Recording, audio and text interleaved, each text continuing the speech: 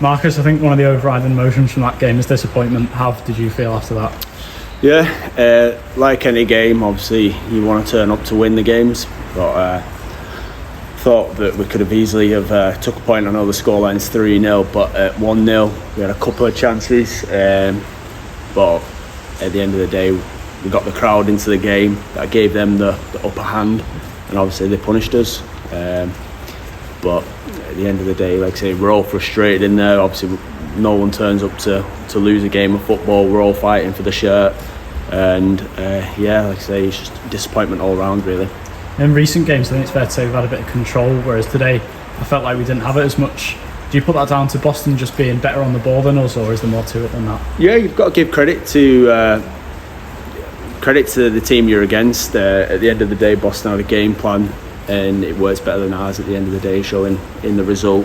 But I think the key moment was, like I say, when obviously the crowd got lifted. They then took the front foot, but like I say, it's one of them that obviously we've got to be better ourselves into priding ourselves on keeping clean sheets and obviously scoring at the other end. I think personally for you as well, you've come back into the team recently and you've got a few goals too on Saturday. Are you happy to be back amongst it in the starting lineup? Yeah, obviously for me, that's the reason I came back on loan. Obviously I had a couple of offers, but Southport was always the place I was coming back to, just for the fans, the management, and obviously the players. Obviously I knew so well.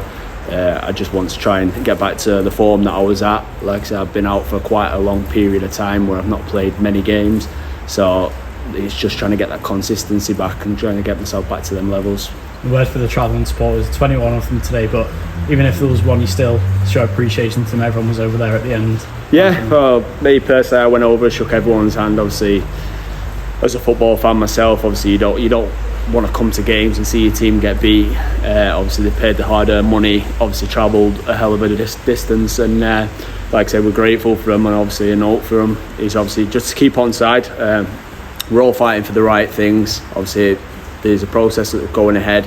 We're going to try and push for as much as we can. Obviously we don't want to be where we are in the league. We want to be up the top end and pushing for playoffs. But we've got to take it step by step, and like I say, just trust what we're doing, and obviously keep with us, and hopefully we can see ourselves pushing up. Obviously we've got some winnable games coming up. Obviously we've got the home games coming up, so we just need to make the home. Obviously the home games are our advantage. They're our 12th man always. Like I say, make as much noise, get there in your numbers as best we can, and like I say, hopefully we can turn the results round and get back on a run like we did when the Gaffer first came in.